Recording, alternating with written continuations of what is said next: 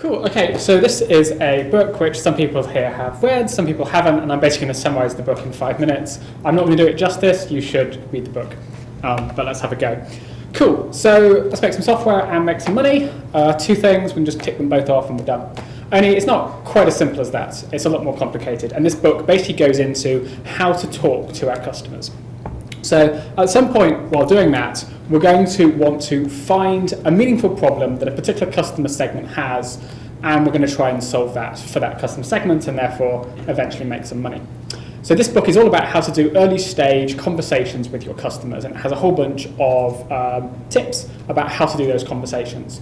So the whole point of these conversations is to find ourselves a meaningful problem that we're going to solve. So if a customer hasn't already looked for a way of solving a problem that they have, then they're not going to buy your solution, and we'll see that as we go through. Okay, so the basic three kind of core principles of the book is that the first thing you should do is you should talk about your customer's life instead of your idea. So people are generally nice to each other. So if you tell one of your customers that we're thinking of doing this, you're just going to compliment. And the compliment will be meaningless, because even if they like your idea or even if they don't like your idea, they will still compliment you. If you pitch to your customer, they'll say, yep, that's nice. We've all been at trade shows where customers have said, yep, that's nice, and walked off. And the important thing is to not take the compliments to heart. You should just ignore any compliments that you get, because chances are they're probably lying to you.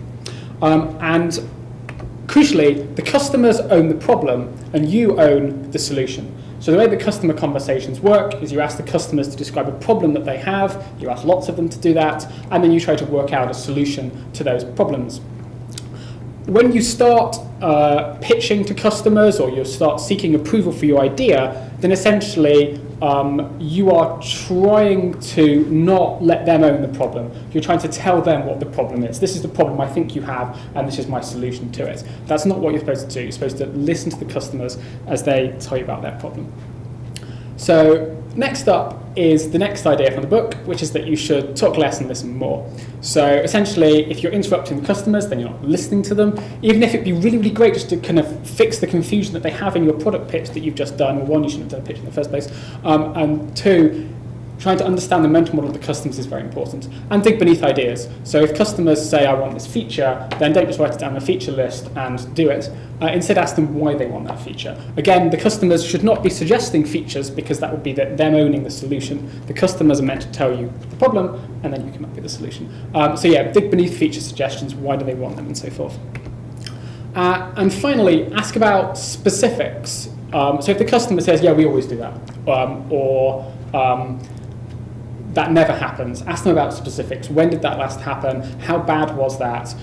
The problem with all of this is that because you're asking customers about their problems, everyone likes to rant about problems. So the customers will just rant about anything. And it's up to you to work out how serious it is, which is why you have to kind of dive into the details. So if the customer says, yeah, that's a problem, and you ask the question, well, and what was the consequence of that? And the customer says, well, this production site went down for 3 hours and we lost a couple of $1 million, then that's something that they might want a solution for.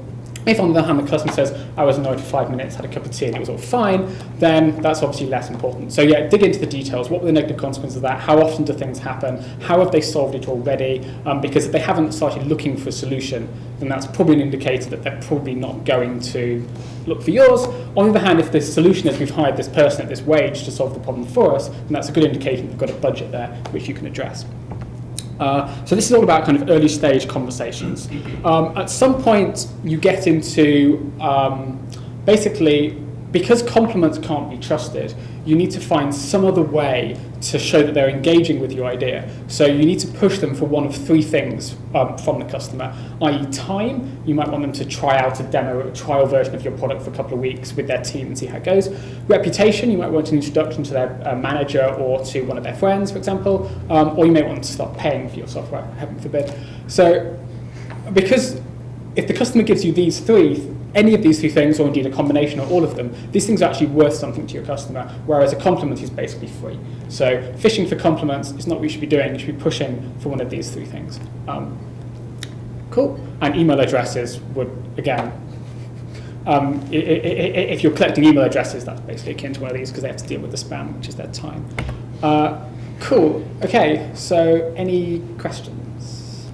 Why is it called the Yeah, so it's based on the premise that, so if we go back to the fishing for compliments slide, where was that one? Yeah, so when most people have a business idea, they go talk to their mother, right? You know, I've got an excellent business idea, blah, blah, blah, blah, and you describe it to your mum. And because your mum doesn't want to disappoint you, as the book says, she'll say, yeah, that's great, dear, that's great, dear, would you like some food? Whereas that's kind of, so it quickly pivots away from that point to the more general point that lots of members of the public will not want to disappoint you, and they will compliment you too. So it's just a specific example of the, it's not a very good title. Any more questions? Are there copies of this book around the office? There jolly well should be. There's this one, which is going to Sean in about 5 minutes. Various conventions have copies, and you can expense it, it's quite cheap. And we'll be probably getting one for quite a few of the interns, or at least suggesting the interns read it, because it's quite useful for kind of talking to customers in terms of new features or new products. Cool. Daniel? Not a question, but just to reinforce, read this book. It's really good. Cool.